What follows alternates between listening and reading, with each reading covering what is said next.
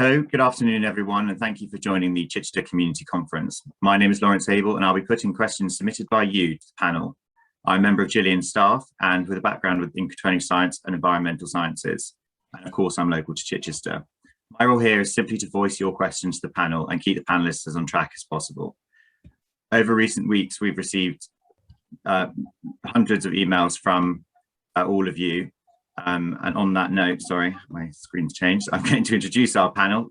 So we've got Gillian Keegan, the Member of Parliament for Chichester, Councillor Deborah Urquhart from Wessex County Council, who's the Cabinet Member for Environment and Climate Change, Susan Taylor, who's from Chichester District Council and the Cabinet Member for Planning, Nicola Bell, who's the Divisional Director at Highways England, Sue Beale, who's an Area Manager at Natural England, Gillian Keegan, who is the Head of Asset Processes and Systems at Southern Water.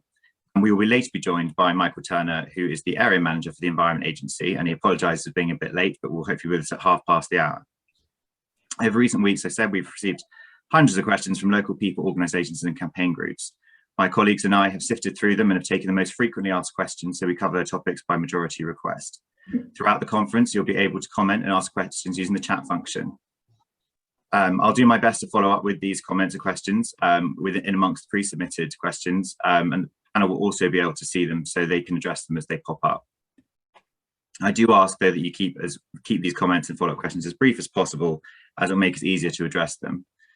In advance of this conference, full disclosure, the panelists were given the outline of rough topics that will be asked to cover. This has meant that each agency will be able to answer questions, even if it's not within their direct area of responsibility. Key issues that we're going to cover today are very much interlinked, as many of you will know.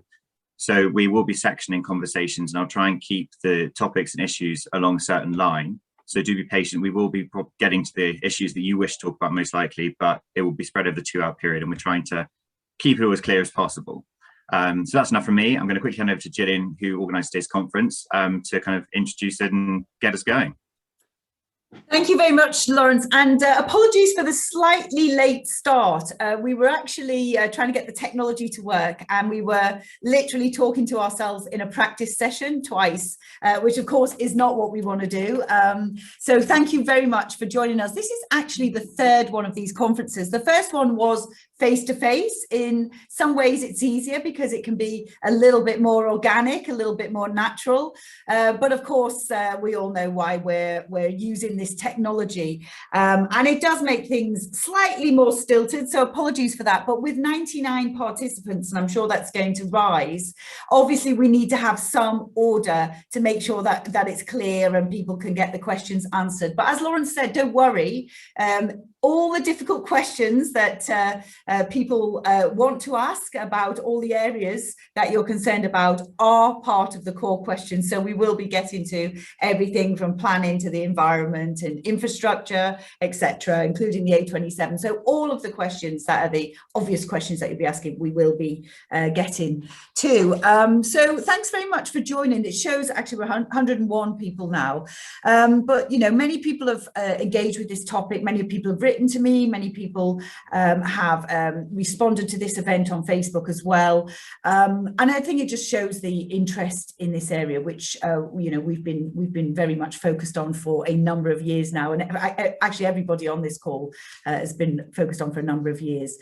So as an MP, I don't really have a statutory role in this, but I'm really grateful to everybody on the panel who's joined me, because they have all different bits of the puzzle. But what I can do is convene the relevant parties, bring everyone together, talk obviously back into government, lead those regular meetings with government colleagues, with the Environment Minister as well, and the Housing Minister, etc. So that's the kind of roles that I've been playing, and will continue to play as well.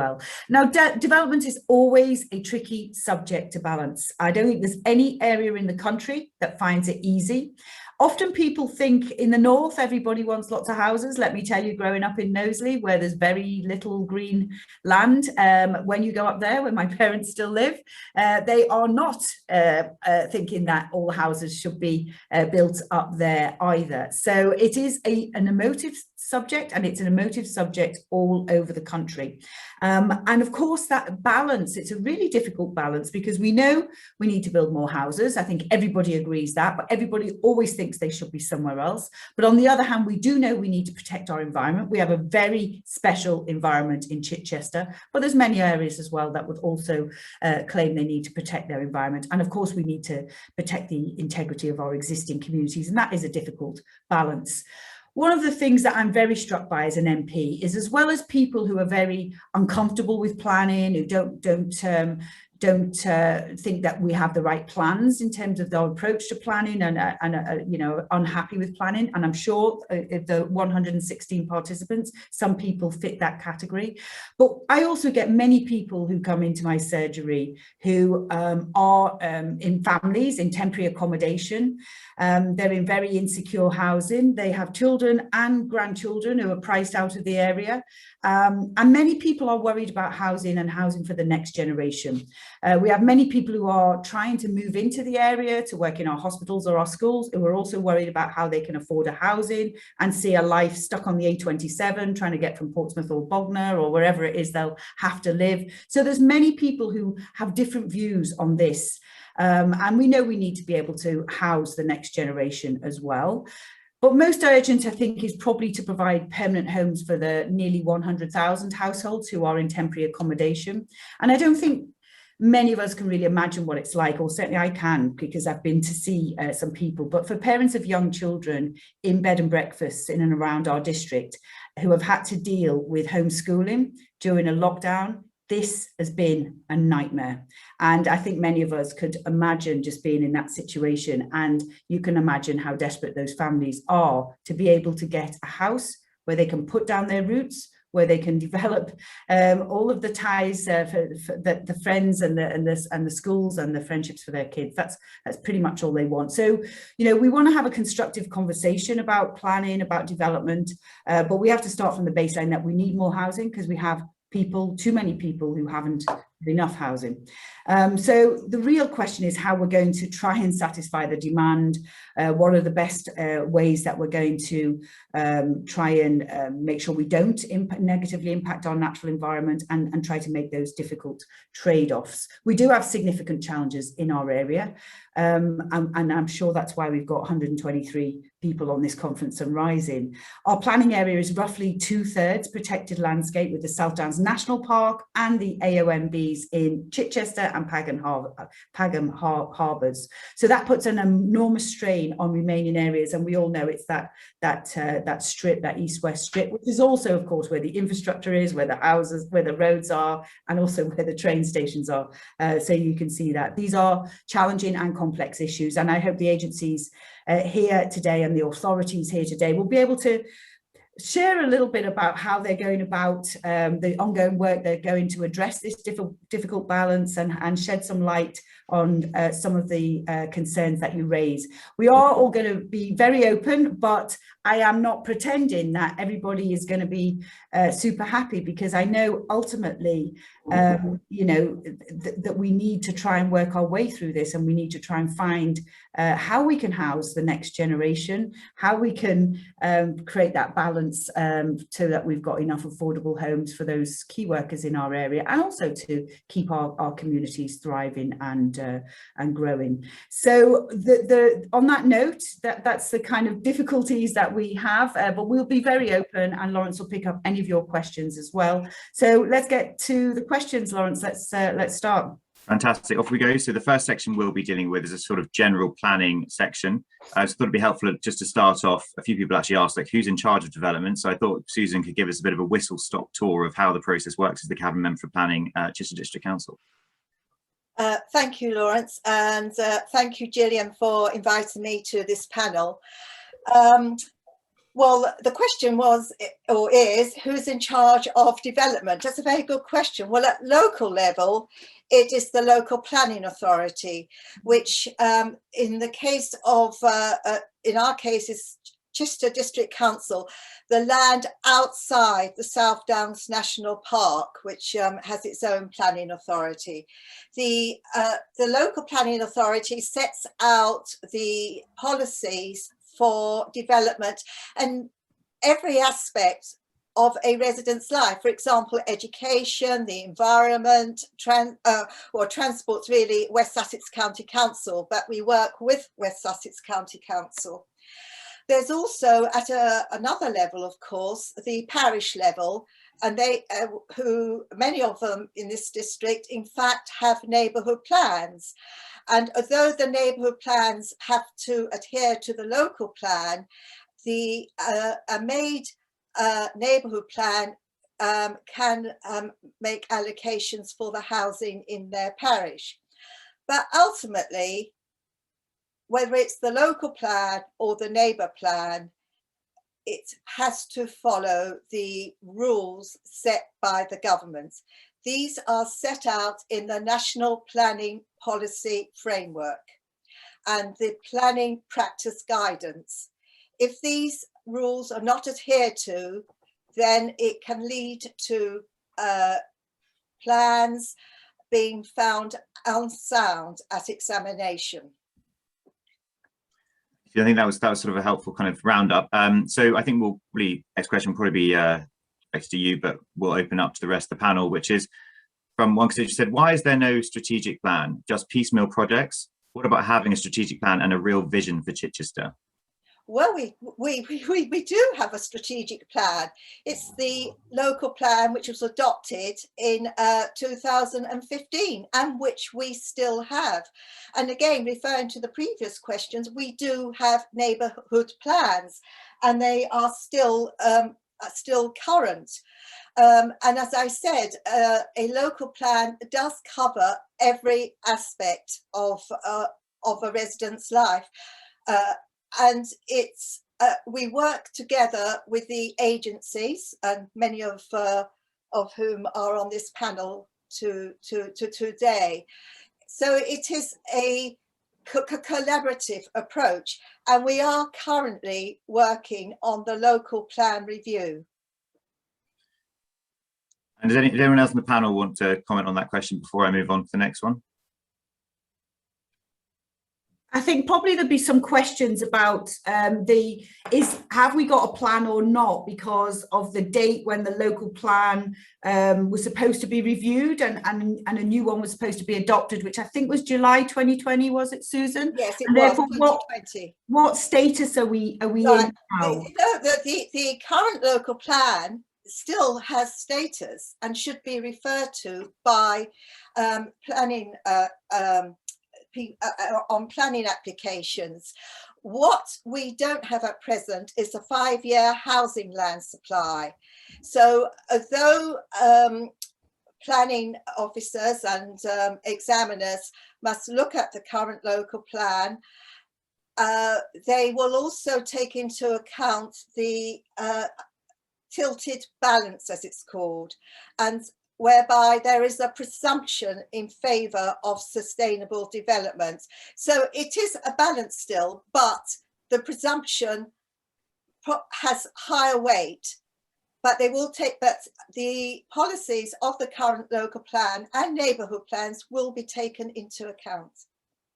So the next question, Susan, is local plan is in total disarray. We have a free-for-all from developers mocking the concept of affordable housing for basic wages. Can you talk a bit more about how the council is planning to increase the amount of affordable housing in the area? Well, first of all, start off with any planning application that is for over 10 dwellings has to have 30% affordable dwellings. That's the minimum. Is that a CDC policy or a national policy, Susan? That is a CDC policy under the current local plan, and as I said, we are doing our local plan review, and again our aim is to have a minimum of 30% affordable dwellings. As regards to the type of dwellings, we have what is known as the housing need assessment, which shows that primarily we need 2 and 3 bedroom dwellings, and even though we don't currently have a 5-year housing land supply, nevertheless, when a developer puts in a planning application, they still have to adhere to the headler and ensure that the types of housing that are required are still delivered. And just quickly, Susan, a question from the chat, which is, can you explain, if we have a local plan, why we still get numerous planning applications from developers that may fall outside of that plan? I assume they're meaning. Oh, right. Well, as I said, we don't have a 5-year housing land supply, which is why we're having speculative development at the moment. I perhaps it's a bit more detail. So let's move on to the next one then. So Gillian, this is directed to you. Lots of people have been asking us about the total number of houses given down from government. So the question is, what action are you taking to represent your constituents to argue against the quota, given all the issues as represented by the panel you've drawn together? Yeah, I mean, this has obviously been a big issue. We've had several meetings now with the housing minister.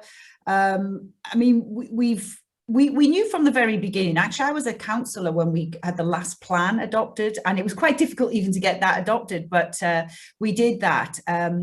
And not every area has that, by the way. About half the local authorities across the whole country do not have a local plan. So they are tricky everywhere. So it's not just us that are in this situation. But one of the things that I was trying to do was to, first of all, on the timing, the reason we couldn't get the local plan, a new local plan put in place, you know, in time when the other one was being reviewed. So in terms of the housing, the land that was available, was for a number of reasons. And Susan's closer to this, but first of all, it was agreeing the land where the houses were going to be, and everybody having an agreed position on that. That was difficult.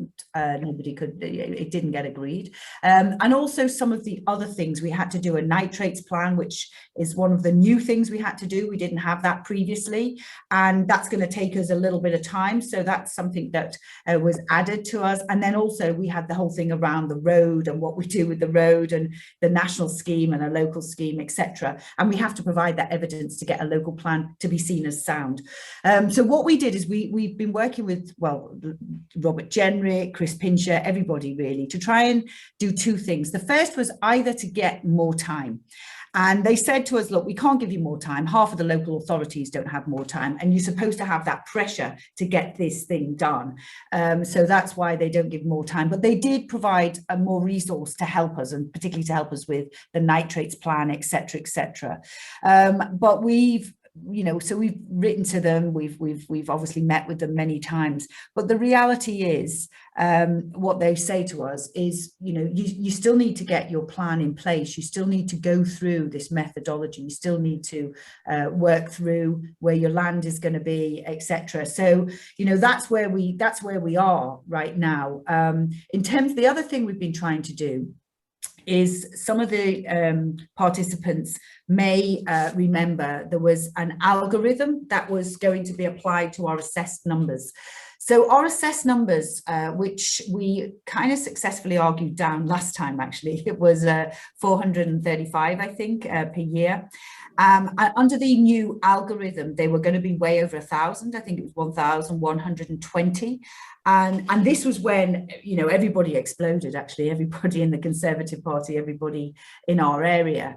And we really did put a lot of pressure on the government to review that algorithm. There was a number of debates in Parliament. As a minister now, I'm not allowed to talk on these issues publicly, so I have to do all of my meetings privately, but I can attend those debates and sit in the front row and show my support for them, etc. So I did that as well. So we were successful in getting that algorithm move. I mean, everybody was really unhappy with it. So it would have taken us from 435 houses per year to 1,120. At the moment, we have, under the standard methodology, and Susan, correct me if I'm wrong, I think it's about 634. Yes, that's it. Yes, no, 134 a year. And it could be, so that's the standard methodology, it could be that this is reduced during the planning process if we can provide evidence that shows we can't support that housing. And that's the process that we're going through now with the nitrate plan, with the A27 numbers, which are all being done again, and, you know, that, and trying to also look at the land, look at the suitability of the land, floodplains, etc., etc. So that's kind of where we are at the moment.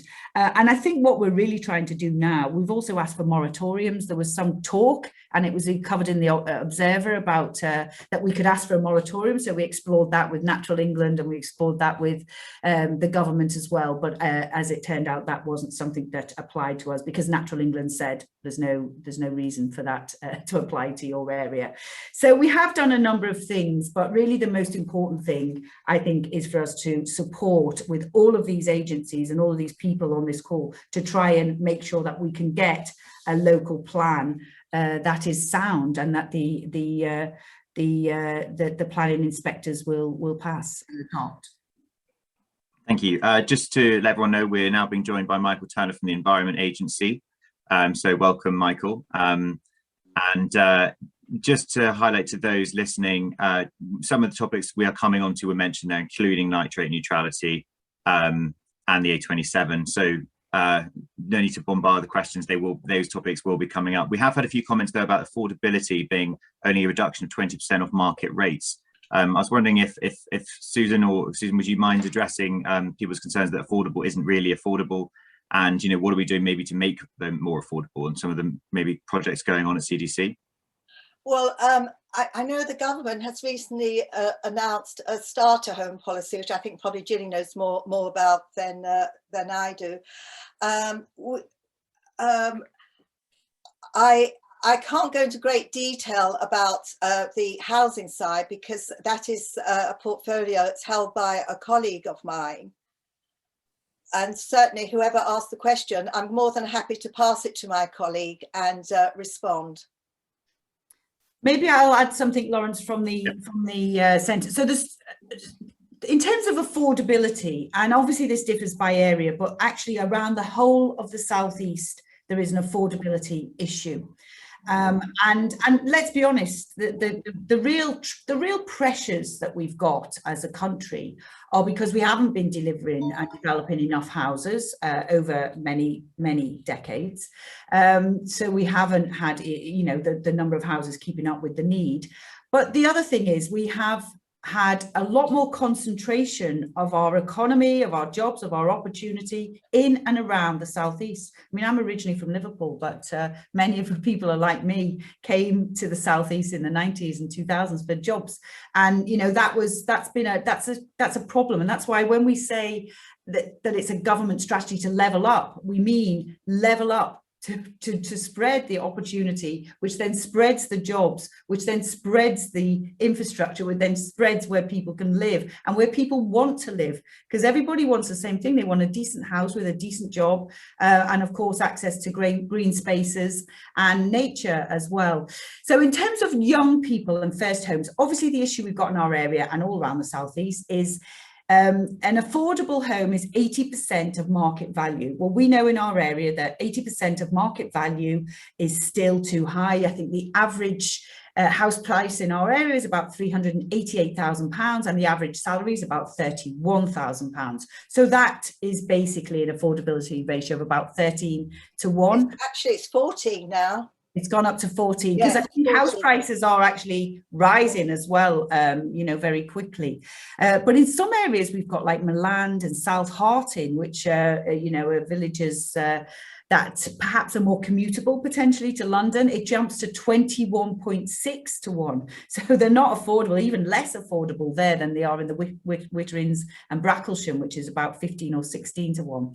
Selsey is about one of the more affordable areas, and that's probably because of, again, it's a more difficult commute, and the transportation links probably reflect that. But even there, it's just under 10, 9.4 to 1. So what we have to do is do other things. So there's only two ways you can get more affordable houses. The first is social housing, and I am a huge fan of social housing. My parents both grew up in social housing, and my grandparents, when they came back from the war, were actually homeless, and my mum was in an orphanage until they got their first council house, which was a life changer for them. So, and there's many people who are in that situation today, not having to put their kids into orphanages, because now they do have places for homeless people that couples can go in, or which they didn't used to have then. But in some cases that is the only thing that is affordable, and after the war that was the only thing that was affordable. So we will need a lot more social housing in our area, but also the the government's also just introduced a first home scheme, and this is a first time buyer's discount which is passed on, because the problem with all of these schemes is what happens when you sell the house, and what you know, and then you basically just, it's only the first time people that it actually benefited. It doesn't benefit anybody else afterwards. So the first home scheme will look to provide homes for first time buyers at a minimum discount of 30% against market value. That can be topped up to 40 or 50% by the local authority, but when it's sold, that is sold on with that discount, which is continued in the value chain. So this is a new scheme that's really looking at, you know, to see whether we can get many more affordable homes, and half of the homes that we're going to try and deliver will be delivered for reduced rent, including social rent as well. So they're the challenges, but that will be the housing mix that we will need to give to give key workers and first-time buyers a chance to get on the housing ladder. And let's be honest, and I've said this before, virtually nobody on this call, and we now have 156 participants, virtually none of us could afford to buy our own house today. And if you look at all of our bank accounts and all of our wealth, most of us, our houses have been much more successful than we have in our lives. And that is the truth. You know, there's been massive jump in house prices probably over the last 20 or 30 years. It's really skyrocketed, particularly in the southeast. Thank you very much. Another question that came up quite a lot, especially from residents down in Cllr, which are homes are desperately needed, but what safeguards are in place to ensure that these are residential properties and not second homes or Airbnbs? Their proliferation is helping to fuel the housing crisis in Cllr. And there's one constituent referenced the fact that of the 23 houses near me, 6 are now holiday lets and 2 are holiday homes. Yes, I get this a lot. Why can't we have a policy to stop second homes? In fact, the government does try to deter second homes through the taxation system. Capital gains tax, if you have more than one dwelling, you pay a higher rate of stamp duty, land tax.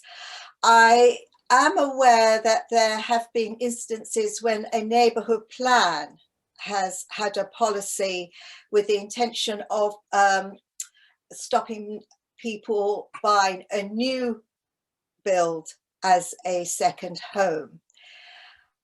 The problem with any policy like that in a neighbourhood plan or elsewhere is enforcement. What exactly is a second home? Now, lots of people say, well, it's pretty obvious what a second home is, but it's not quite that easy, because it could be that someone is worked somewhere else during part of the week, like an MP. Exactly. So I am very much aware of the issue, not least, I actually live in a village that's got 40% second homes, which is not good for a community, particularly in the winter. But it is something that is a policy that is very difficult to enforce at a local level. And as I say, the government is trying to do it through taxation. Maybe I can add a little bit to that, just to put some facts in. So in the Chichester area, we think we've got approximately 3,300 second homes, which, as Susan said, it includes myself and people who work in different places and then come back to the Chichester area, in my case, Thursday night through to Monday morning. But of course, some of them are also holiday homes.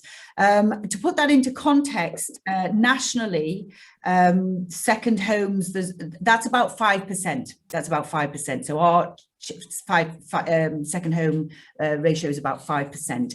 The national level, so nationally, it's about 1.1%. So nationally, it's not a massive problem all over the country, but there are certain areas where it's much larger. The largest second home percentage is in London, and London's about 30%. And then obviously the coastal areas and the Lake District and the Cotswolds. So basically the places people want to go on holiday are the areas that have more second homes. The biggest, I think, in terms of second homes, the most popular is Scarborough. That's up in Yorkshire, and that's at 8.3%. So Chichester has about 5% second homes. And as as Susan said, there's more money that you have to pay, there's more tax. You have to pay your council tax fully, you have to pay a higher stamp duty now, and you also have to the capital gains, if you sell it, is paid at capital gains tax.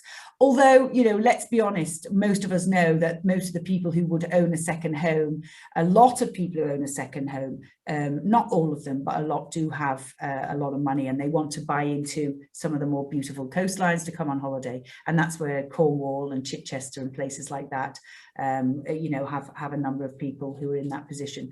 As a country level, there's no way that we would be looking to ban second homes or even dictate what people should do with their money. That's just not the kind of country that we are. Fantastic, thank you, Gillian. Another question. Sorry, Susan, I'm going to move us on just because I'm conscious that this we need to move on to the next section of question. But before we do, a couple more on this area, which a lot of people have asked to do with issues around brownfield sites. So one question that read as follows: the Council for the Protection of Rural England last year published a report suggesting that there was enough brownfield sites in West Sussex to build 23,000 dwellings. Is Chichester District Council making a renewed effort to identify potential brownfield sites in the CDC area? Yes, well, first of all, with reference to the report from the CPRE, that may have been the number of brownfield sites in West Sussex, which is a very large county, but it doesn't mean that that was anywhere near the number in Chichester District. Chichester District Local Planning Authority has a brownfield register. It's required by law and it has to be updated every year. I think it's updated in December. Any brownfield site that is put forward has to be available and deliverable. For example, if it's a brownfield site in the middle of nowhere, literally nowhere, it's possible it's not deliverable because there will be no services around. Also, I would, particularly since I think most of the people on this webcast live within the local plan area, if anyone is aware of a brownfield site, please put it forward to Chichester District Council. I would also advise people to actually look at our brownfield register, which is on the the CDC website. Thank you very much, Lawrence. Just to add to that, we've got this is something that the government has announced. It's what everyone always says, right? Because it seems it's not contentious to build on brownfield land. What it is expensive, because someone normally needs to decontaminate, detoxify, or demolish. Actually, because quite often there's buildings that are rotting, and we see that in the Shoreham cement works. There's those kind of things that are just left. So, and the cost of doing that is the problem, right? So that's always been the catch-22. Developers will look for land that perhaps they don't have to, go to all that expense before they can develop, and that's been a tension in the system. So rather recently we've announced another £100 million, which is for a brownfield fund, and that is for areas to be able to I guess it'll be a bid. I haven't looked at how it's working, but it'll be a bid in to be able to get money to decontaminate, to be able to make brownfield sites more attractive for developers. There's one other fact I just wanted to put in, because I saw it come up on the chat about, I don't know where the person gets their numbers from, but it said something like 1 in 17 homes in Chichester were empty. I don't know what that is or what they're referring to, but the actual number of empty homes in Chichester is 142, according to the data that I have. And that's actually below average. That's quite low. Buckinghamshire, for example, there's 1,767 right now. So just to put that into context, we don't have, I mean, there are some, and I know from Hyde, and I know from my surgery that some of them are not that, need refurbishing. And I know that there's a plan from Hyde to come forward with more social housing in our area. Hopefully, they keep saying. I saw the eyes to heaven of Susan then, because I know we've been talking to them a long time, but I don't know if they've come forward with a plan. But we're very much encouraging them to come forward with a plan for better and more social housing in our area. And then one final question on this before we move on to our next section of the discussions today. Just for you, Susan, very quickly, our community is united behind our neighbourhood plan. Please explain why our neighbourhood plan should be suspended when the local plan is being reviewed. That's from Lavant Parish Council, but there were some other parishes who referenced their neighbourhood plans. Could you just quickly address that, and then we'll move on? It is not suspended. As I've said in previous answers, the local plan and neighbourhood plans still stand. It's because we don't have a 5-year housing land supply that the tilted balance comes into operation, which is the presumption in favour of sustainable development. But it doesn't mean that the officers and examiners don't still look at the plans. So they're not suspended. Thank you very much. We're now going to move on to a section we've labelled as planning and the environment. I'm going to caveat that to say our section afterwards is planning, environment and sewage. So I just want to kind of, before everyone jumps down that bandwagon, let's kind of stick to more general environmental topics, which will then go into some of the water quality issues that lots of you have raised. So the first question we're going to put on to Michael Turner from the Environment Agency, which is in light of the rapid melting of the Greenland ice sheet and other aspects of climate change, should we in the Chichester district reject any planning application to build on land at or below the 1 metre contour line? And that came in from Donington Parish Council. So yeah, Michael, if you would take it away. Good afternoon, attendees and panel. So obviously climate change is of great concern to all of us. We have a specific role in climate change in the Environment Agency, and we have committed to achieving net zero by 2030, leading the way. With regards to planning and climate change and flood risk, we have a specific role as a statutory advisor.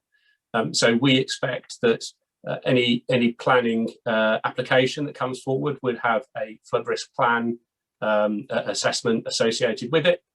We would review that and we would advise the local planning authority, in this case Chichester District Council, as to whether that is sufficient to manage the risks, the flood risks that arise from that.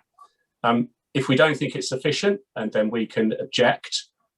Obviously, it's much better to arrive at some mitigation with the developer to ensure that flood risk is appropriately dealt with, but we can object, and then that would automatically, my understanding is, be called in by the planning inspector to review that. So an objection in itself does not mean that planning application couldn't be granted and go ahead.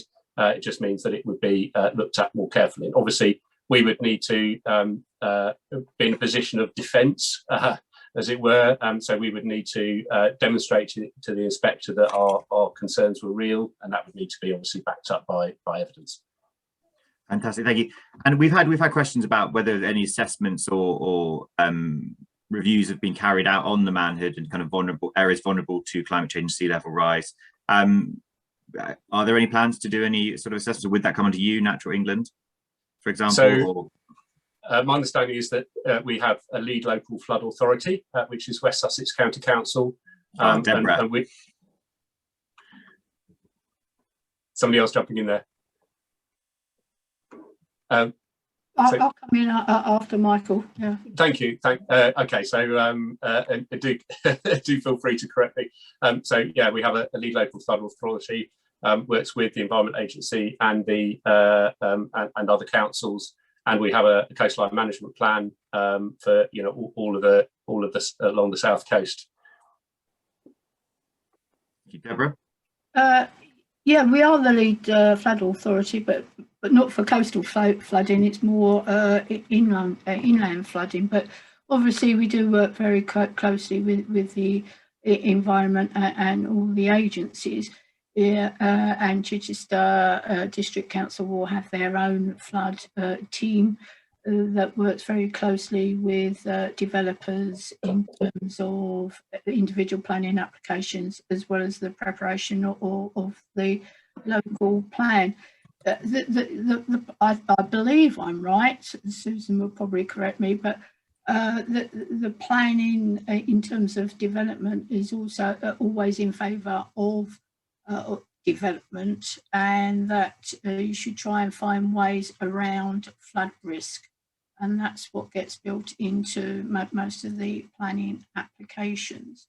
I personally believe that we need to start being a little bit more thinking out of the box in terms of flood defences with nature-based solutions, because it can be done. If you look abroad, there's lots of good things actually happening. It's just a question of, well, funding at the end of the day, no doubt. But, you know, these things can be overcome. Fantastic. Thank you. Sue, did you want to come in there? I saw you nodding away. Yeah. Oh, no. Oh, sorry. Sue, not Susan. No. Sue from Natural England. Sorry. Okay.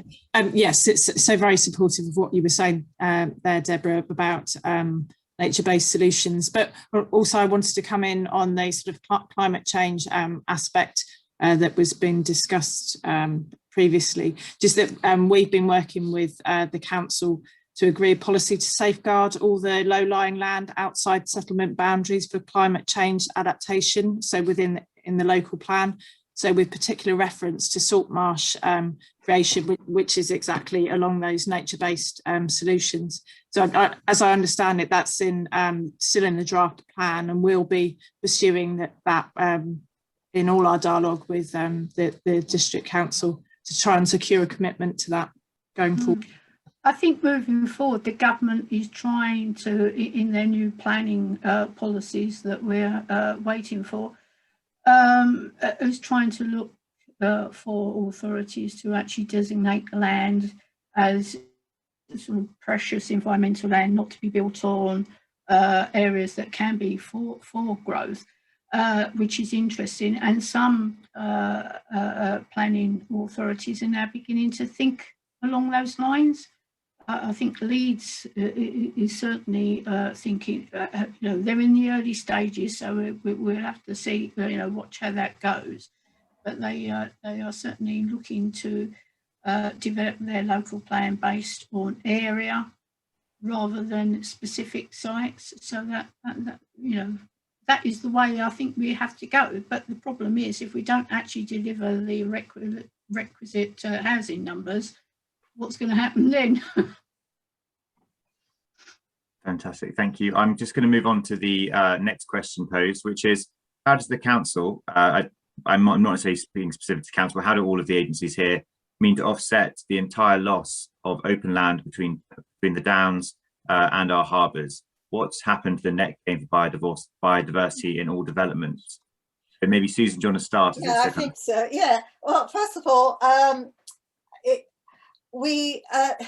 not using up all the land between the South Downs and the harbour.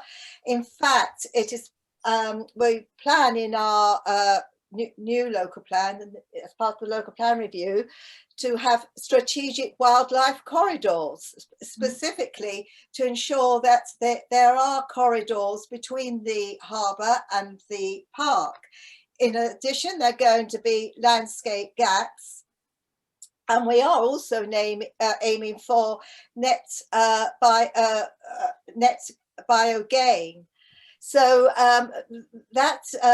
so I would argue that that's not correct. Okay, I mean, no panelists are jumping in there, so I will move on to the next question. The harbour area is designated as an internationally important AONB, SSI, SPA, SAC and Ramsar site.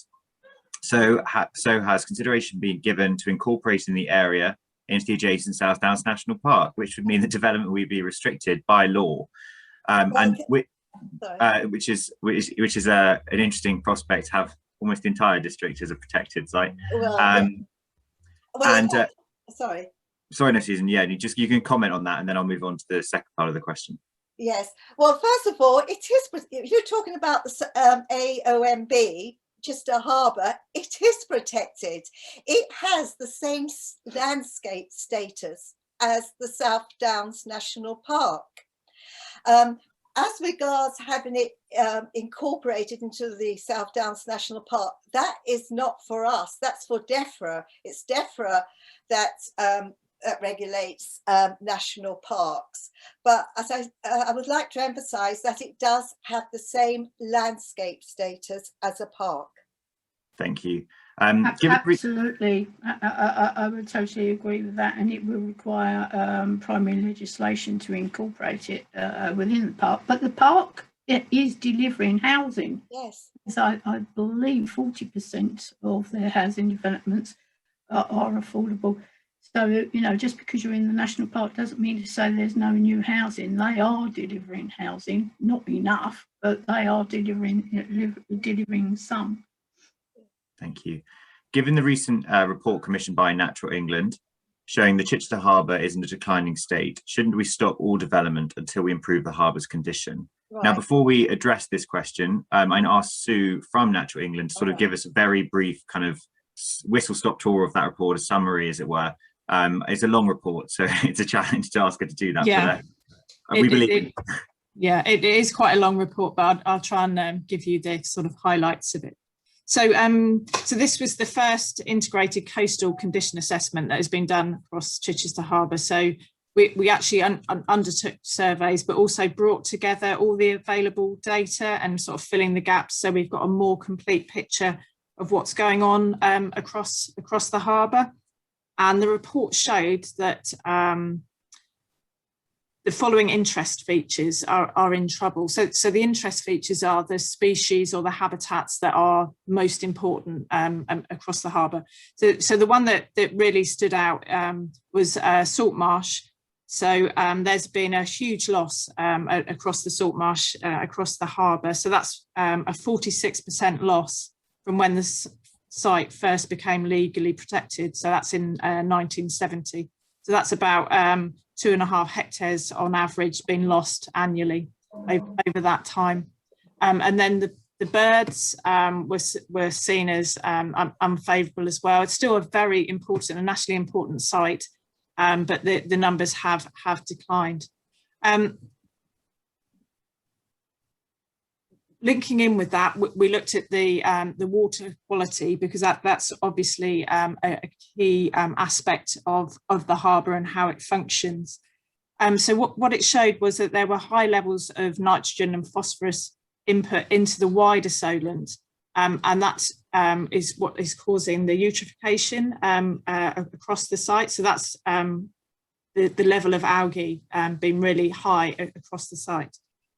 I think the important thing to think about is that it didn't show that the nitrogen values were increasing, so that there has been some localised reductions, and also that there are a range of reasons for the condition of the site. You can't lay the blame at one place.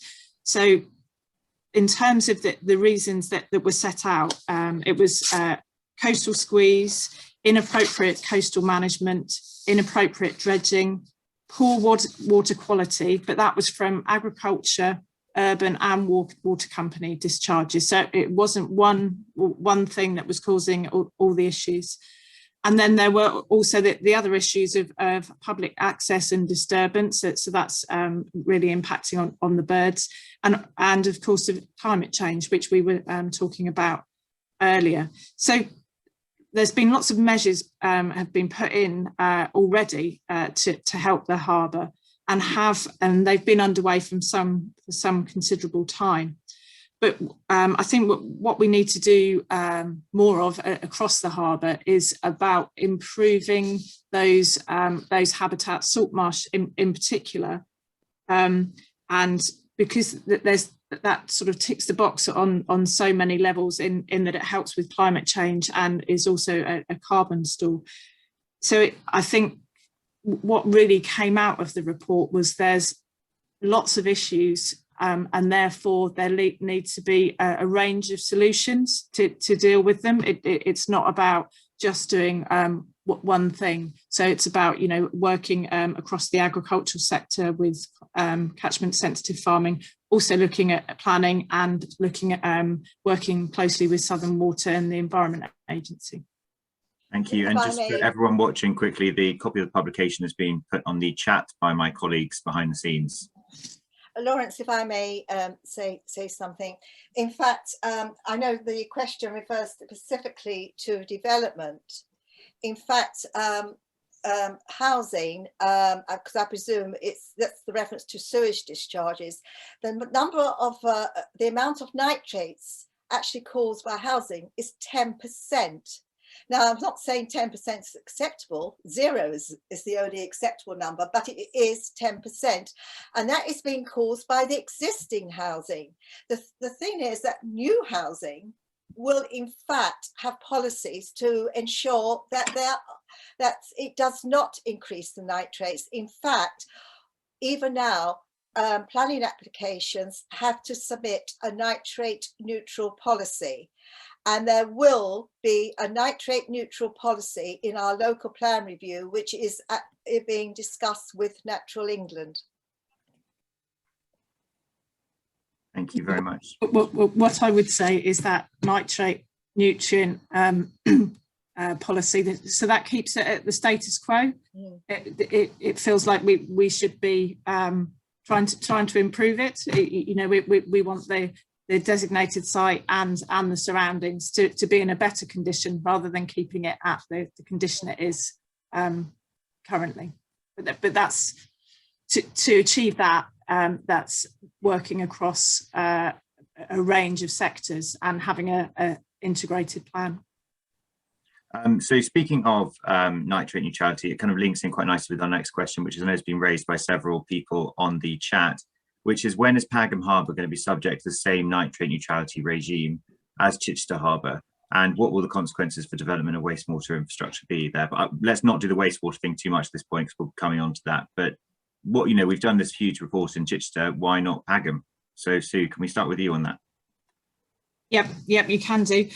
So it links in with the Environment Agency as well, though, in that there's an investigation is currently being undertaken by the Environment Agency into the impacts of wastewater treatment works into Pagham Harbour, and then we will follow up with a condition assessment similar to the one that was done across Chichester Harbour, and that will be reporting throughout to 2022, and then we will have a similar report by 2023. It's a time-consuming process to gather all that information together, and it needs the modelling to back it up as well.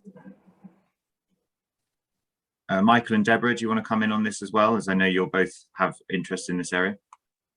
Well, yeah, I mean, certainly I'm particularly concerned with the water quality around Medbury and Pagham Harbour. The County Council is responsible for the management of Pagham, which is provided by our partners, the RSPB. And it is just as environmentally sensitive as Chichester Harbour, and yet it appears to be the poor relation. And you know, it is unacceptable in the 21st century to have, you know, all these discharges into our rivers and streams and harbours and on the sea. We really need to get to grips with it. I'm glad there is going to be a condition assessment, but we really need to move on this. I remember talking when I was on Chichester Harbour Conservancy over 10 years ago, discussing this very problem, and it's only now we seem to be getting the investment into it to actually help. So that's taken 10 years, and you know, we're only starting now on Pagham. So we really need to, you know, push for this and get some solutions, because it's having a massive impact on our biodiversity. And Michael? Yeah, so we're really concerned about the condition, obviously, of Chichester Harbour, and Natural England's report is sobering, and I'm sure we'll discuss that some more in a bit. You know, Pagham's a special place too. Obviously under significantly less pressure in terms of you know, the existing housing and discharges. Of course, the sewerage system that we have developed over the last 150 years relies on, in part, the capacity of the natural environment to recover from you know, what's highly treated discharges, and we make a careful assessment of that when we permit the discharges, and with Ofwat's permission and the right evidence, Southern Water is allowed to use your money to improve the quality of those discharges. And in the case of Chichester Harbour, that over the last 20 years has been significantly changed due to the Environment Agency's tightening of the permits, and Southern Water's continuing compliance with those. There are other discharges, of course, and I'm sure we'll come on to them, and I think there'll be opportunity later to discuss them. But Sue's absolutely right. In terms of PAGM and the process that will follow, obviously it's taxpayers' money that helps to improve the environment, and you get the environment you pay for. Thank you. Before we move on, I note on the chat that someone is asking why we need to do another condition assessment if we've already got one. And just to point out that Pagham Harbour is a separate site to Chichester Harbour. They are dealt with as separate designated sites. So that's why we need to do a separate report on that.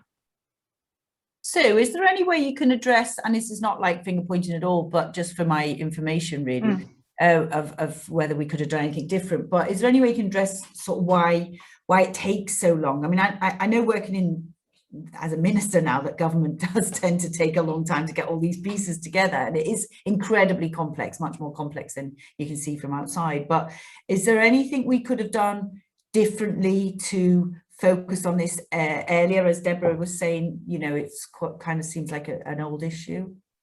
I think it's about gathering all the information together in one place. Certainly from our side of things, we've only recently had sufficient resources to actually be able to complete the piece of work.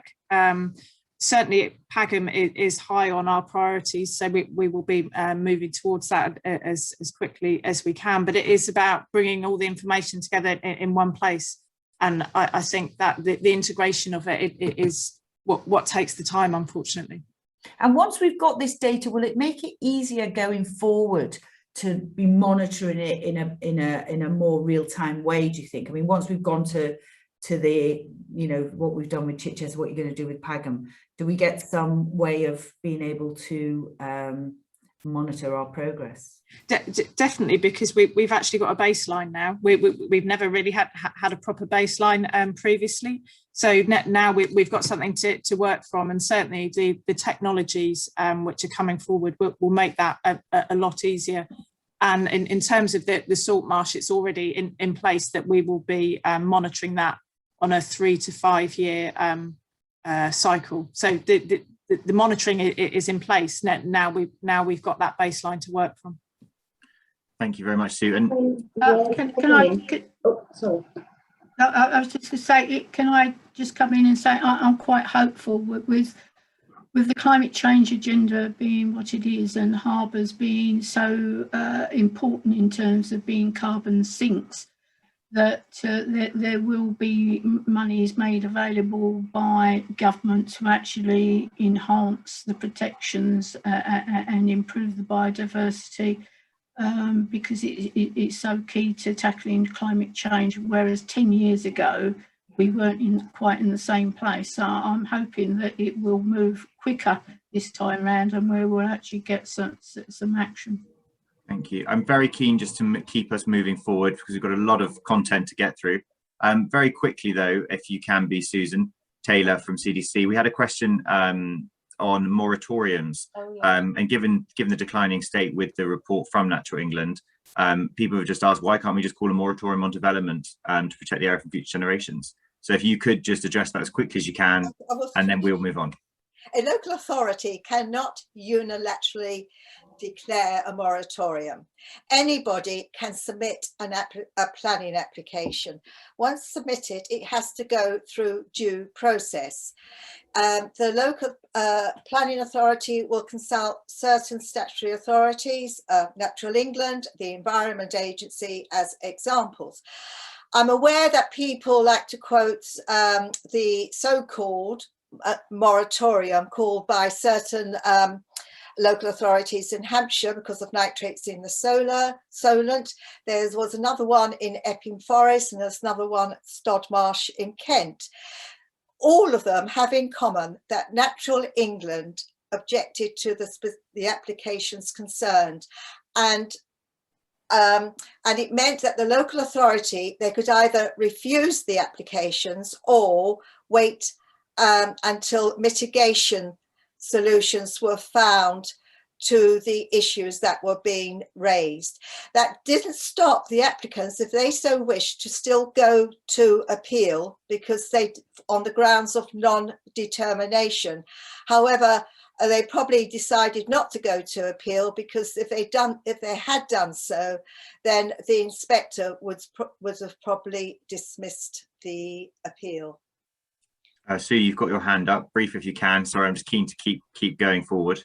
Yeah, I would say what we're trying to do, rather than object to individual applications, is work with the district council to come up with a strategic solution, which is a much better way forward for the area, and we'll put things in place which will be a long-term solution rather than us objecting to individual cases. Thank you. And unless we get an objection, Thank you, Susan. Right, we're now going to move on to our next section, which is planning environment with sewage. So Sigurlín, who's been waiting patiently, it's your moment to shine. So Sigurlín's from Southern Water. So this first question is going to you. What is being done to ensure an immediate cessation of all sewage outflows into Chichester Harbour and other coastal areas in the constituency? So can you hear me okay? I had a bit of a problem earlier with the sound. Yeah, brilliant. So what we're doing about cessation of sewage outflows into Chichester Harbour, I think if that's okay with you, I'm just going to take you really quickly about what a sewage outflow is. And those outflows are in what we call combined sewage systems. So it's where when you flush your toilet and you use your sink, the water goes, but also there is connection with what we call surface water, so that rainfall that goes into the sewers. So combined sewers are sewers where you've got both the foul sewage, and also the storm water that goes in. So if tomorrow we were to block all those outflows, and it was going to be a really, really big storm, the problem is the water that's highly diluted or the sewage wouldn't have anywhere to go. So what would happen is that everything would back up into the system and then overflow through manholes or people's homes. So as Michael was mentioning it, a long time ago, the sewage system was designed with those outflows. So what has been done already is the fact that those outflows are strictly permitted. So the Environment Agency gives us a permit to discharge in those outflows, and as Michael was mentioning before, we can only discharge when there's a certain amount of dilution that has happened. We have screens as well in place to filter any solid items that are in the sewage, and it's also monitored, so we know when we operate the outfalls, and if in any way, shape or form we're not using it as we should, we report that and self-report to the Environment Agency, and action is being taken.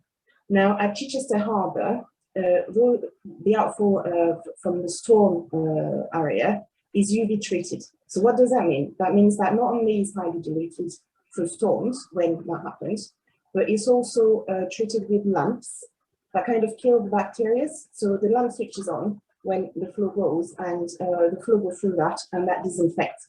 So it reduces the bacteriological load, which could be harmful to health. So that's the context of what a combined sewage overflow is.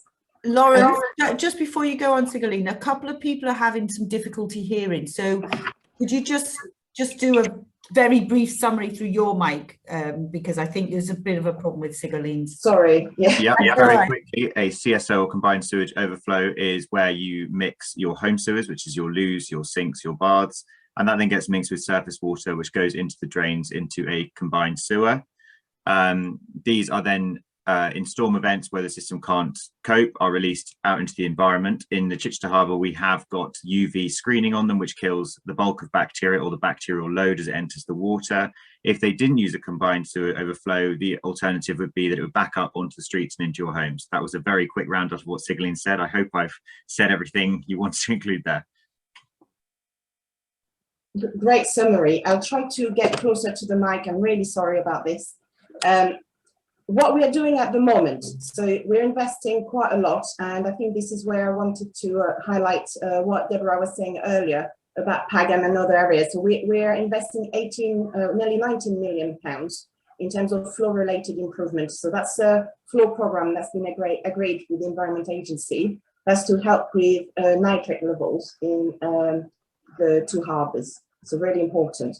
We're also investing 22 million pounds in the Cllr pipeline, so it's the north of Chichester, which will transfer sewage away from Chichester treatment works into Cllr treatment works, which has been increased to accept growth.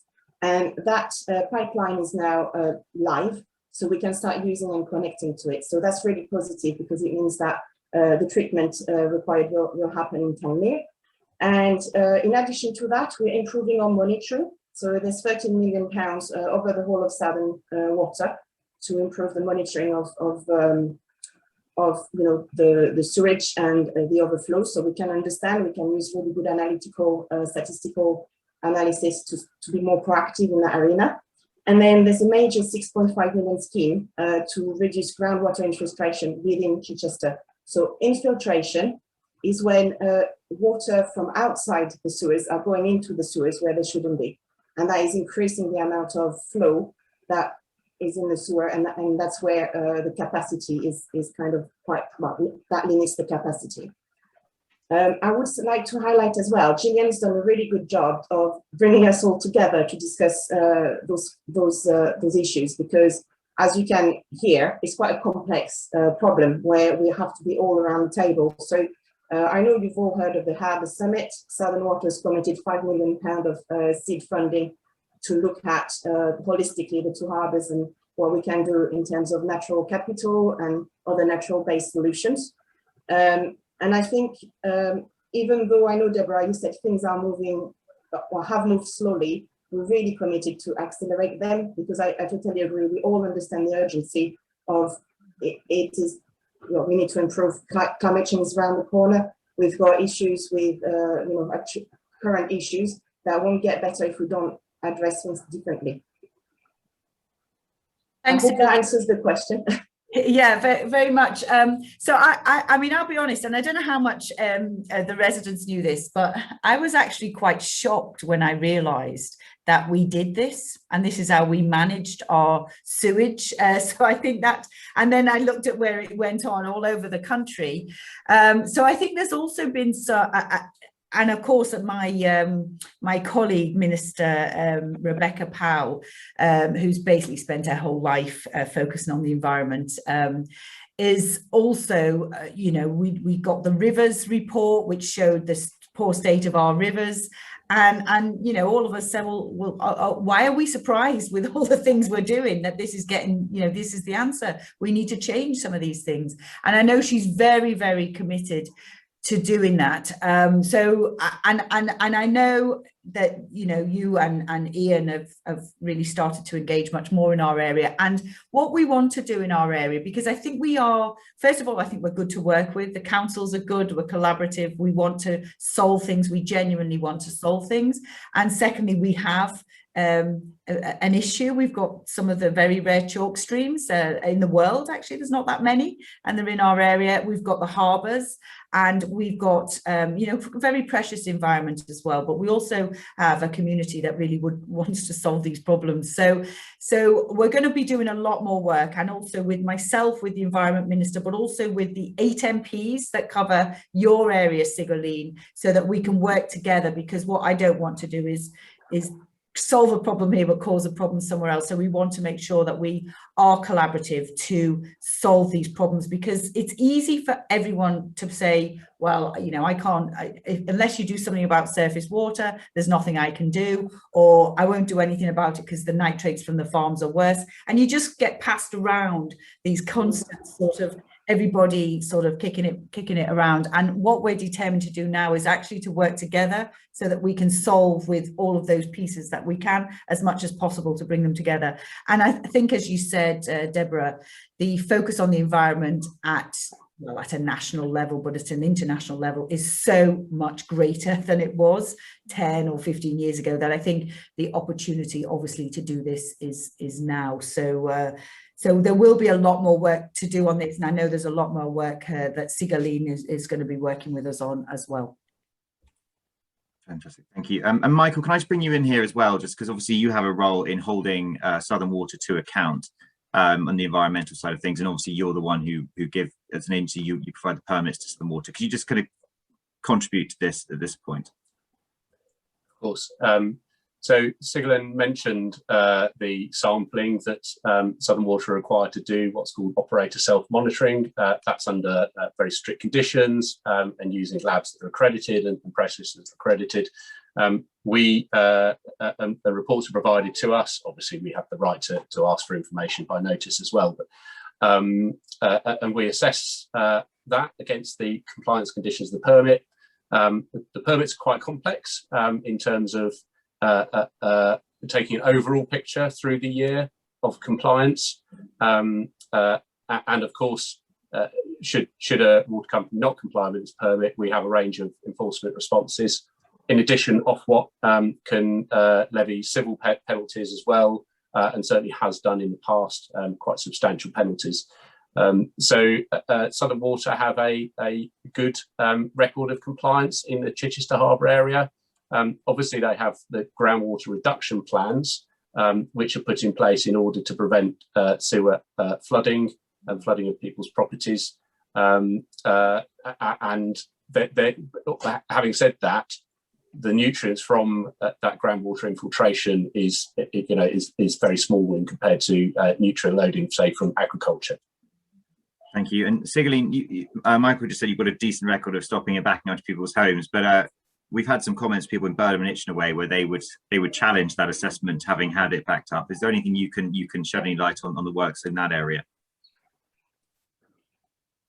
In terms of infiltration reduction, so yeah, and I totally understand, and to be totally honest, it's really unacceptable from our perspective to have sewage going into homes. I mean, I've never been, well, I've been affected once, and it's really not pleasant. So I am sorry for that, and it's happening. What we're doing in the area is when we do infiltration reduction, so what that means is there are cracks in the pipes in some places.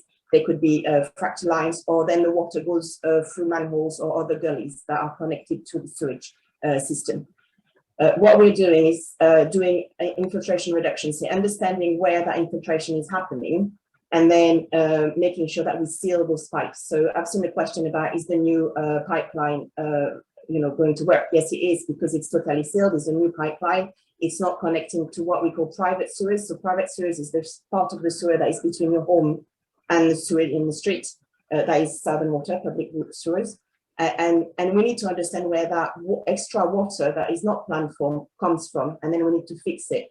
Unfortunately, for those people affected right now, it takes time to understand where it's coming from. We can't just simply, go another line. We've got nearly 40,000 kilometers of sewers for the whole of Southern Water. It's a really long length of pipe, and we need to, that's why those monitors are so important, because we need to understand where the water is coming from so we can go and address it.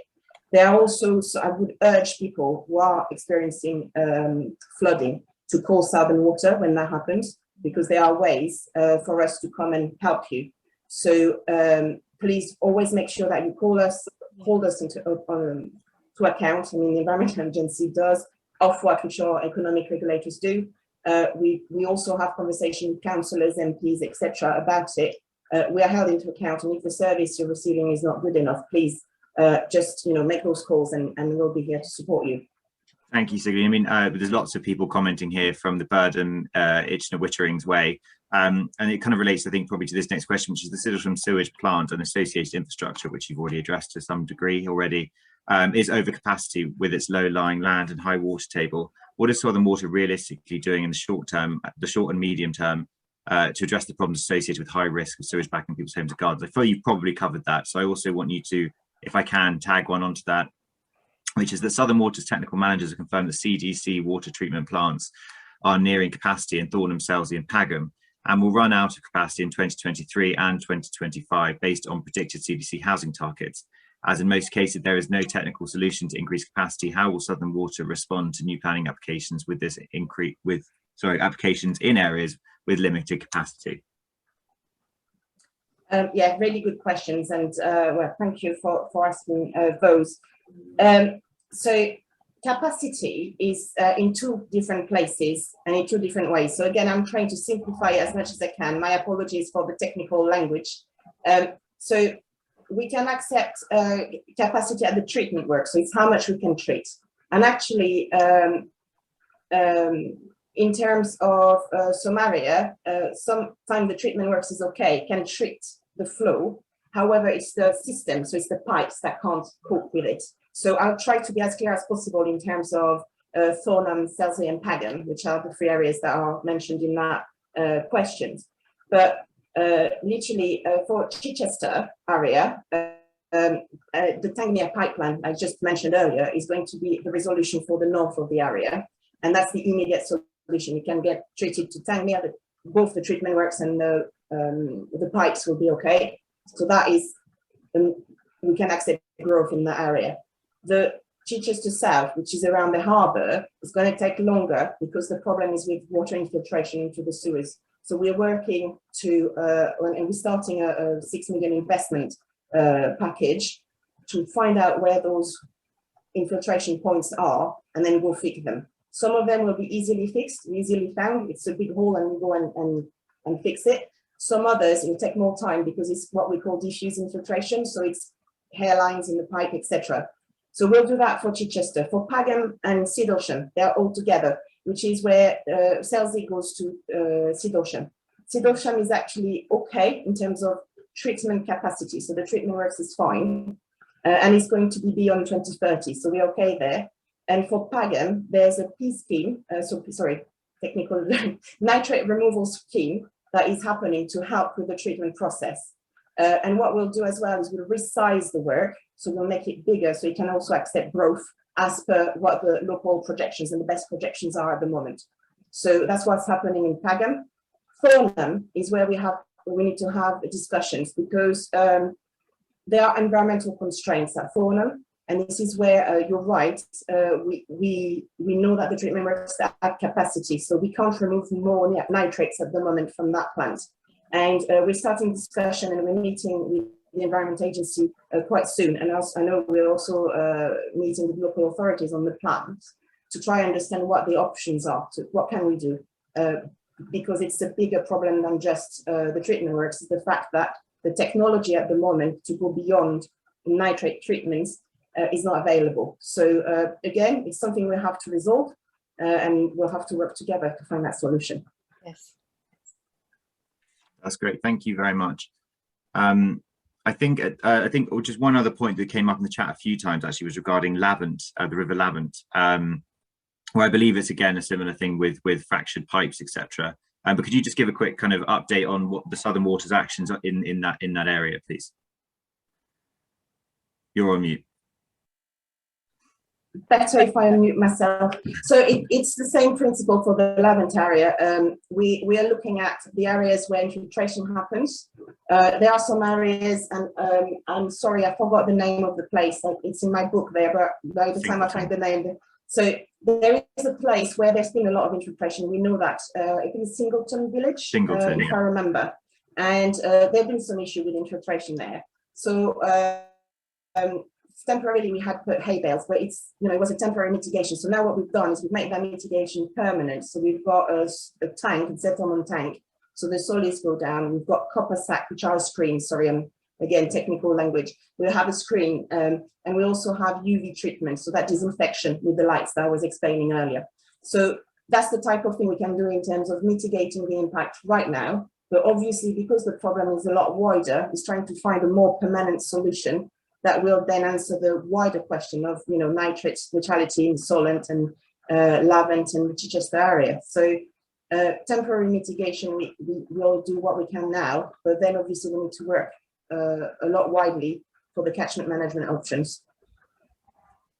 Thank you. And then one question which maybe you could address offline, I'm not sure, but someone was asking about connecting rake up with the main sewage. I don't know if you know anything about how to connect someone up to main sewage or not. Might be a bit off topic. Could you repeat that? Sorry, connecting what? People to the mains sewage. A place called Rake, a village called Rake. Ah, sorry. Okay, so I take it that at the moment it's not connected to the switch system. Yeah. So there is a process.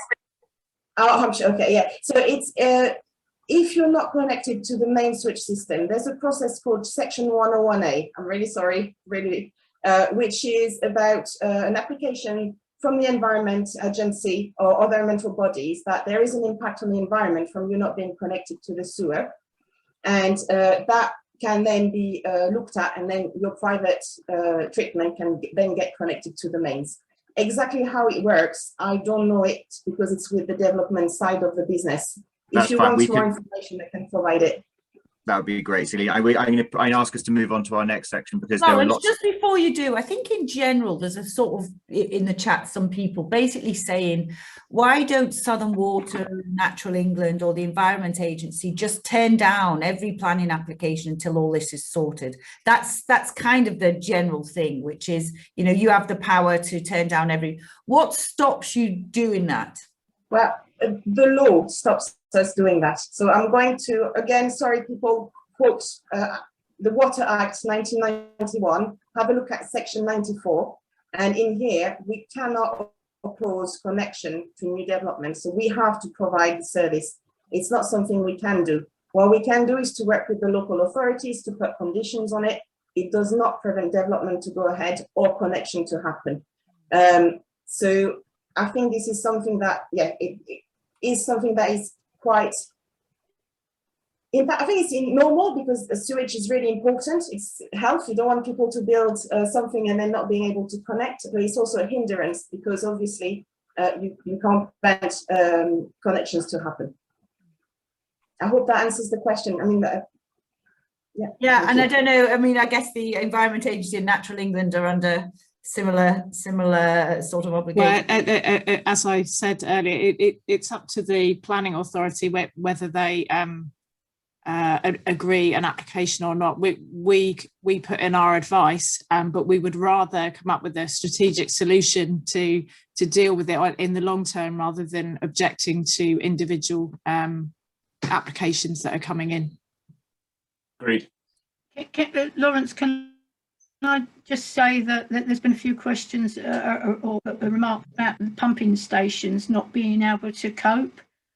So maybe we can have a response offline with regards to that. That would be good, particularly Sidlesham, but you know, offline would be fine. Perfect. Yeah, so Sigurline, maybe you could, we'll send you some of the notes. I think my colleagues who are in the background will hopefully be copy and pasting the chat, so we can have a look, and we'll send you a few comments maybe to respond to, which we will then post for all those watching on Gillian's website. And similarly, if any of the other panelists wish to contribute more in writing afterwards, we can do that. Yeah, thank you. Fantastic, thank you so much. We're going to move on now to the planning and local infrastructure section, which will then run on to conversations around the A27. We've got half an hour remaining, so we're going to push on through with renewed vigour. Deborah will be leading this section as the County Council, which is local infrastructure, in charge of local roads, and then Nicola, who's been patiently waiting from Highways England, is the national infrastructure side of things. So the first question will be going to Deborah, which is, why is large-scale development being permitted before necessary infrastructure is put into place? Well, the current government's planning proposals, in fact, are looking to do just this, put the infrastructure in first. but the devil will obviously be in the detail, i.e. who's actually going to pay for it up front, and what guarantees, if it's the local authorities, i.e. the taxpayer, what guarantees are we going to get that we're going to get our money back from those developments? Otherwise, local authorities up and down the country will actually go bust. But you know, it is national planning policy framework that basically the developments or the developers will pay, and they tend to pay at various breakpoints during the development. There are occasions where we have put infrastructure in first, such as roads, but as I say, it's the funding that is the crucial issue here. Well, as you mentioned, Rose, Deborah, let's just quickly move on to this one, which is how do the panel expect infrastructure here on the Manhood to cope with the extra people and traffic that will come with building the proposed number of new houses? We have a single road down to the peninsula, which which during summer months is already blocked by beachgoers. Yeah, well, I mean, in line with the National Planning Policy Framework, development can only be refused on transport grounds when the cumulative impact of development is severe. And to mitigate severe impacts, a series of improvements to junctions on the A27 Chichester bypass and other improvements, including a link road from Fishbourne roundabout to the Manhood Peninsula, and various sustainable transport improvements are actually being developed. But I have to say, there have been occasions across the County Council where we have actually objected to planning applications, and there's gone to appeal, and we've lost the appeal because the inspectors are saying it's not severe enough. Our definition of severe is very different to that of planning inspectors, I'm afraid. So as the local highways agency, you obviously do surveys of the roads. So kind of, can you explain kind of how you measure kind of traffic flows, how often you measure traffic flows? And there was actually one question that came in about a traffic flow being taken over lockdown and that it being therefore quite misrepresentative as it being off season over lockdown. So will you be taking another one if that one was taken? No, I mean, the government design and appraisal guidance actually caters for the average weekday peak period traffic conditions during neutral months, April to June, September to October, rather than peak periods of extreme traffic flows. So it avoids over or under engineering the system. But any surveys undertaken during a period of national lockdown or outside of these neutral months will usually be adjusted to represent average conditions using traffic data from continuing monitoring sites. We have a number of monitoring sites that are continually collecting data from traffic flows. So that survey will be adjusted where necessary. Thank you. Yeah, it seems some of the comments coming through on the chat are people skeptical, should we say, about the role of the inspectors. Can we also talk about briefly a maybe more local question, which is the level crossing at Southbourne is a local nightmare, and there's a huge document reviewing the possibility of a bridge which would not adequately address the issue. There's a total lack of coordination between Whitehall, Wessex County Council, and now the Chichester District Council with these plans. I'm not sure why we'll be involved in that. Anyway, is there anything you kind of could comment on that point as well? Well, there was a transport study regarding the proposed bridge, and concluded that that data and evidence at the time, it wasn't considered that the proposed allocation of housing would have a severe impact on the road network. But we are open to further traffic counts being undertaken and on a wider area to recalibrate that work, and you know, we'd be quite supportive if that was to take place. And Selsey Town Council seem to have posted on here as well to say they did an independent traffic survey to match highways off both on normal times and outside of them, and they showed that the B2145 was at capacity. It'd be great if you could possibly respond to that offline afterwards as well, and we'll put that on Gillian's website if you haven't got the data to hand. Yeah, we do it offline. Perfect, thank you very much. Now, there's been a few questions before we move on to the A27. I would also about a few people asked about the what's being done to improve public transport, both cycling and walk routes. So could we go on to that briefly as well, please?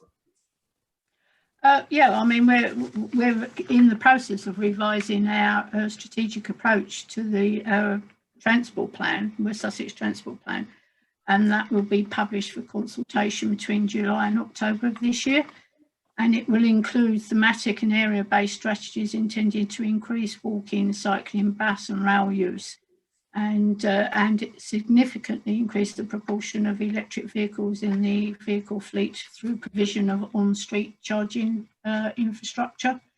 And we've had, various sustainable transport measures have been identified to support delivery in the local plan, including new cycle facilities, bus service enhancements, and these measures will either be delivered through developers or by West Sussex County Council using developer contributions plus funding from central government, if we can get it. Thank you. Susan, do you want to comment on the walking and cycling as well? Well, yes. In fact, recently we've had a consultation on the walking and cycling infrastructure plan, which deals, this particular plan deals specifically with Chichester City out through Donington, and it's now been approved. And as a council, we're very much encouraging cycling and are working closely with West Sussex County Council to help facilitate new cycling routes. And by the way, the walking and infrastructure plan, in fact, will be incorporated into our local plan review.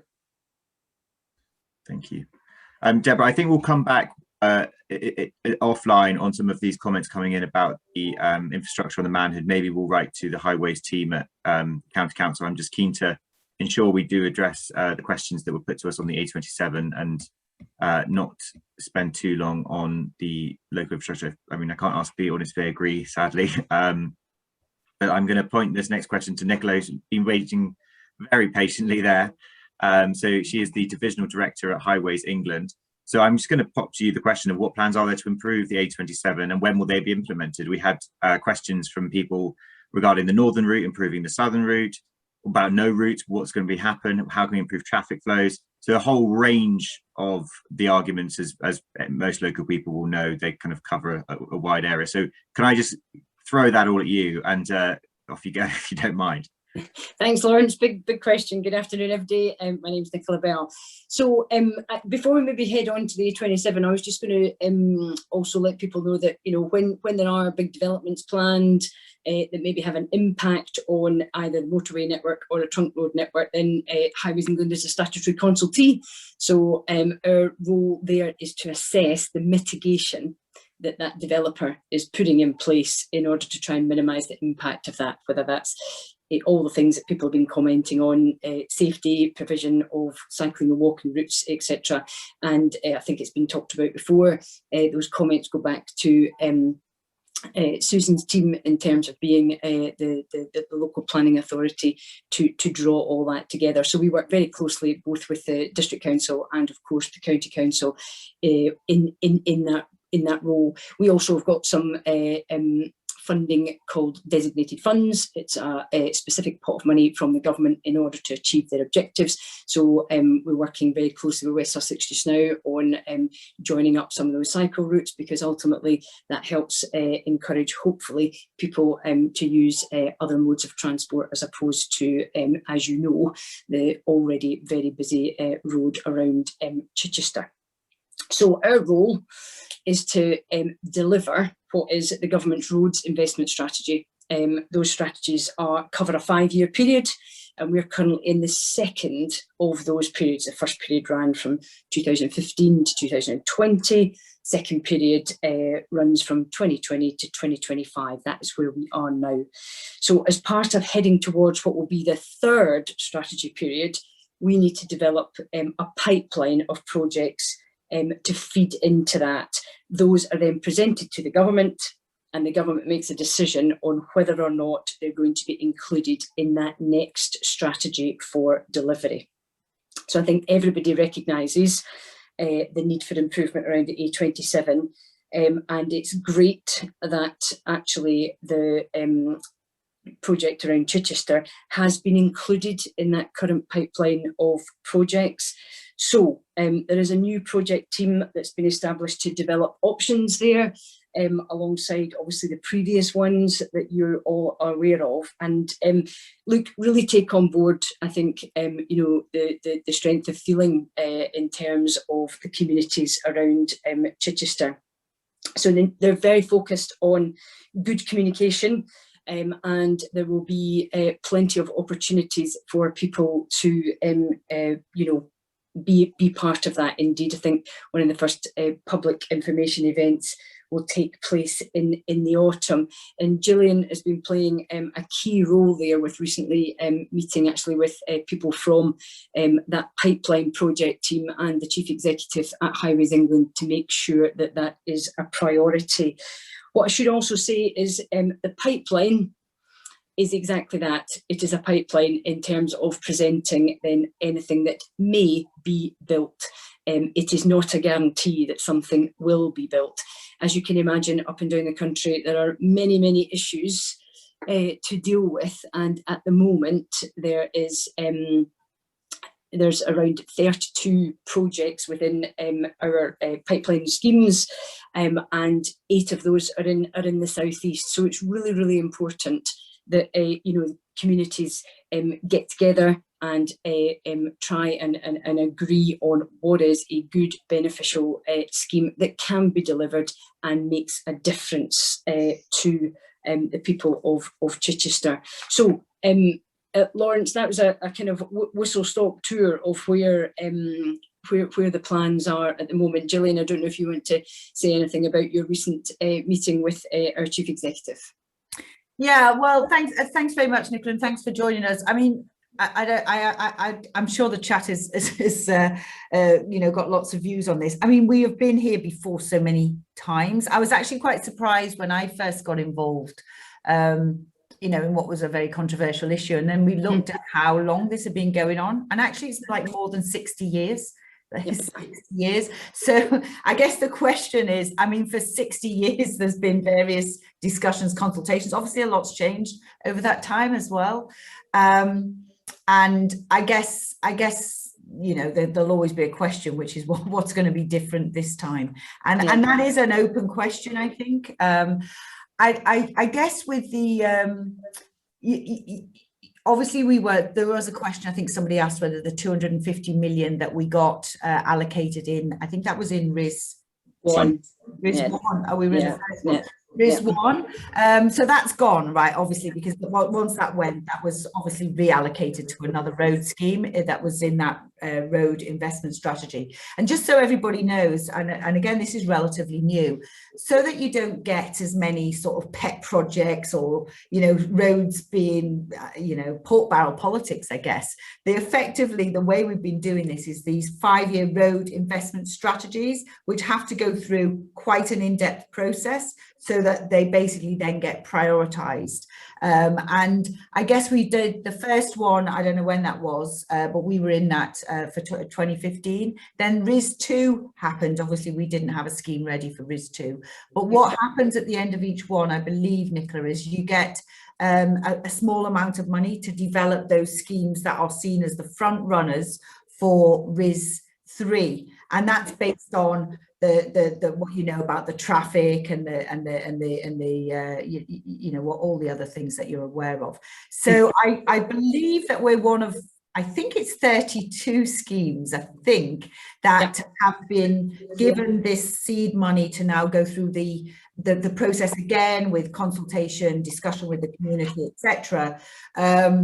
And we're one of 32 schemes. And I don't know if you've got any idea, I suppose it depends on the size of them, how many of them will get through, but I guess what, half of them or so will get funded or less?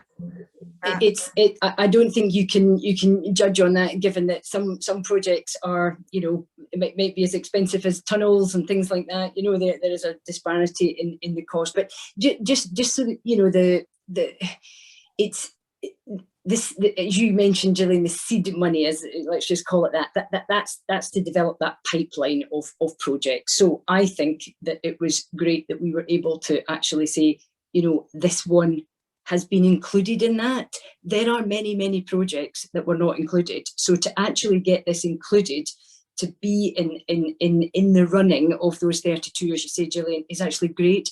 And for me, it's really, I'm, you know, looking at many of these. There's you know, A2 dueling down in Dover. There's all sorts, but it's about communities then coming together and really you know, supporting or finding something that is supportive of making that change. And that's why it's really key that the consultation and the public information events that I'm sure all the people that are attending today are going to attend those and make sure that they are getting their points across. You know, we understand the strength of feeling, whether that was about the impact on residents. We've talked a lot today about the impact on the harbour. All of those things are taken account of when you're developing a large scale infrastructure project. And Gillian, I've been involved in roads since I was 17, and I think I've only survived to see so far one, what I would call, major scheme, if that gives you an idea of the complexity of some of these things. But they are all assessed against the environment. People are talking in the chat about the importance of cycling, walking. All of those things are included in any assessment, as well as the deliverability of the project and its value for money. These are big sums of money that must make sure that they add up and that they're actually giving us a benefit. There's no point in investing if we're not going to get the benefit back. You've talked a lot today about the environment. Highways England, absolutely no different in that. So working with the Department for Transport in our plan to get to net zero carbon as well, whether that's our own fleet of vehicles or absolutely making sure that construction itself is net zero, the materials that we're using, our contribution to things like biodiversity. We have to do those things. We absolutely have to as part of our project. So I just want to make sure that people you know, understand that there's a new team here taking a fresh approach. Great that it has been included in this pipeline, and ultimately, you know, make sure that you do join the public information events, and we will keep you up to speed, Gillian, so that you can ensure good attendance at those going forward. I'm sure you'll get a lot of attendance. I think. I think, you know, again, it's about, I mean, these are all about making kind of tough choices. I was interested in what you said in terms of all that time you've worked on roads, but you've only actually done one major scheme. One major scheme, yeah. And that shows the difficulty. I remember chatting to one of my, well, he wasn't a neighbouring MP, actually, he was in Herefordshire, about the A27 last time when I was first an MP, and it was, you know, it was all very difficult. Everybody was really upset in the community, and you know, we turned out not to get a road.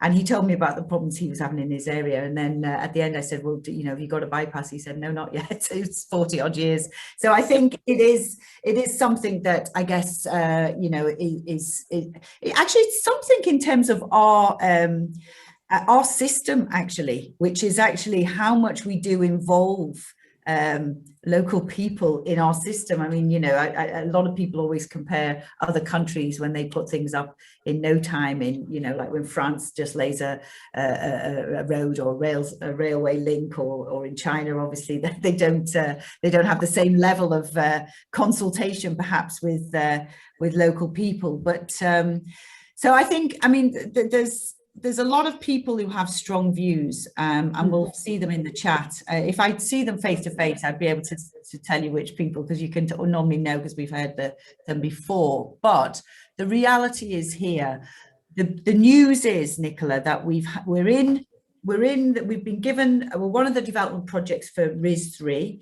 which is the road investment strategy for 3, and that is for the period investment of 2025 to 2030. Am I right with that? Yeah, RIS 3 is 25 to 30, yeah. 2025 to 30, and you'll be starting again with a fresh approach with a new team to basically consult locally. However, before everybody will the campaign start for which route people want to choose locally, there are obviously constraints, and one of the constraints that was there last time was the South Downs National Park and the proximity of the national park, etc., to various routes. So there will still be constraints, right? It's not that's the difficulty.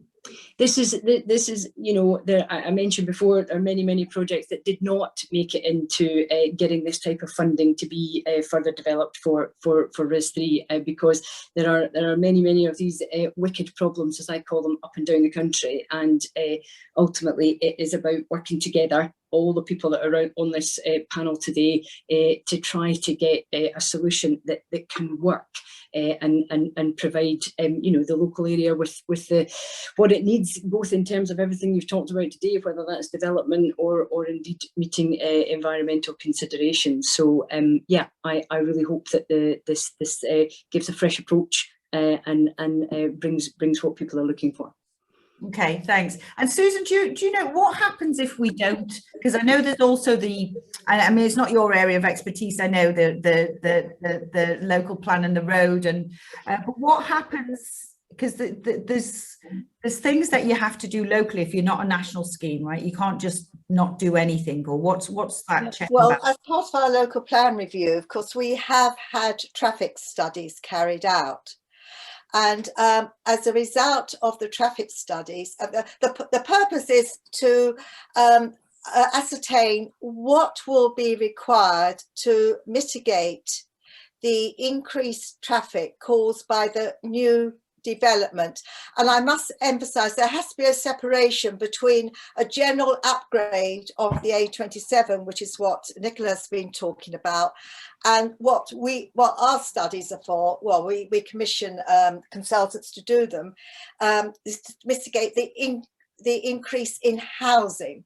And as a result, as you're probably aware, the evidence would indicate that we need what is known as the Stockbridge Link Road. However, I must emphasize, no decision has yet been made. Further studies are being carried out as to the feasibility and the costing and the finance of this road. So it's still an ongoing project, but that is how it is proposed currently to address the increase in the housing. Okay. Sorry, Gillian. I was also going to say we've had quite a few questions regarding the Fishbourne Link Road going off the A27, going straight down to the Manhood. I was wondering if you could comment a bit on that as well. That is the Stockbridge Link Road. Oh, sorry, forgive me. No, don't worry. No, it says from Donington through to the Fishbourne roundabout. Thank you. And just quickly as well, we've had a lot of commentary about the constant blockage of traffic on the road, and obviously the consequence of air pollution that brings. What work is being considered in the interim to reduce air pollution and its impact on the environment? Well, in fact, there's a consultation that is out currently. I think it's about to finish, about air pollution in Chichester district. And in fact, two of our right, so I've got to get this right, another acronym, air quality management areas are in fact, the air quality has improved. One's at Stockbridge and the other one is at Orchard Road, and the air quality has improved, as I said, and as a result, it's possible that they will no longer be designated as an air quality management area. That's fantastic news. Do anyone else wish to comment further on this issue? Because I think we've got a few minutes left, so we're probably wrapping up quite soon.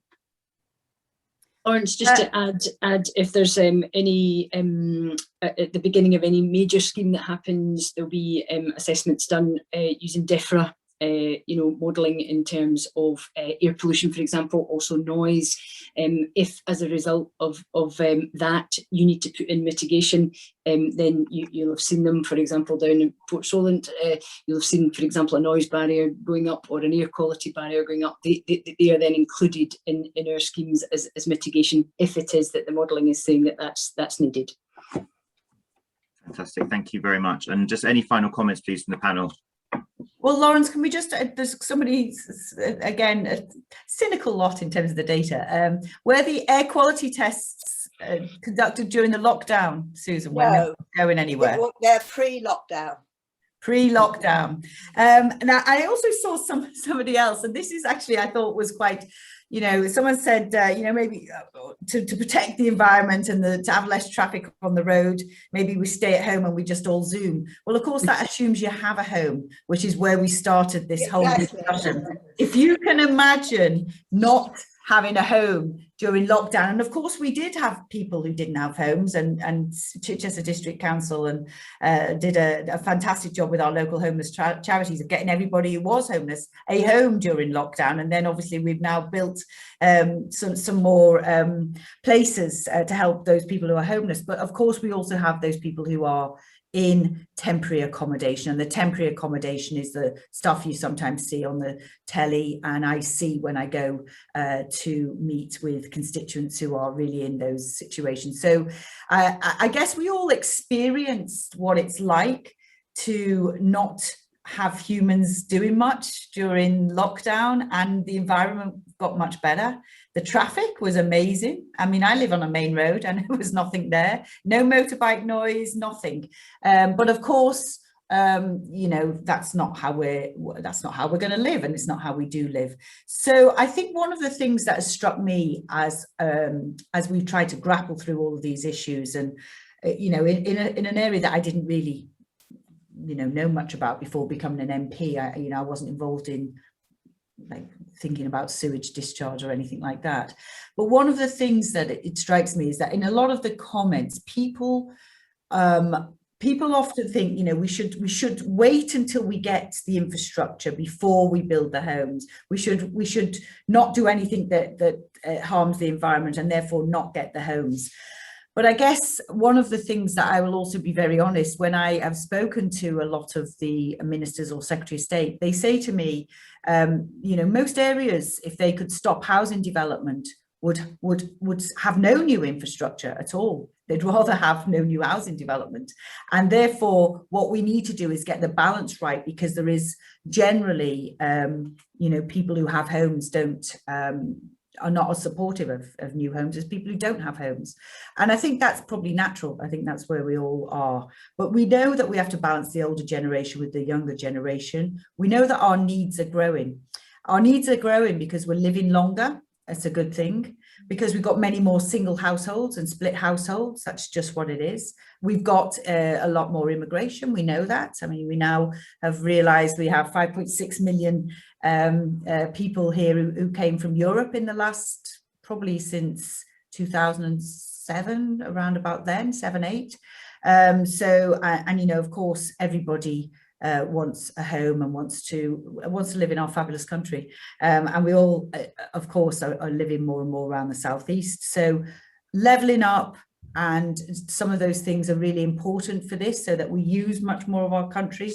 But in the meantime, stopping housing development due to these issues, basically that's not really how it works. The way this works is you have to mitigate to be able to enable housing to be built, because you need to enable houses for people to live in, which of course is something that is very important, and it's very important to our young people, who more and more now, I think more than 40% of them don't think that they will ever be able to afford a house. And that could include you, Lawrence, I guess, as our young person. I guess all of us have homes, right? Has everyone on the panel got a home?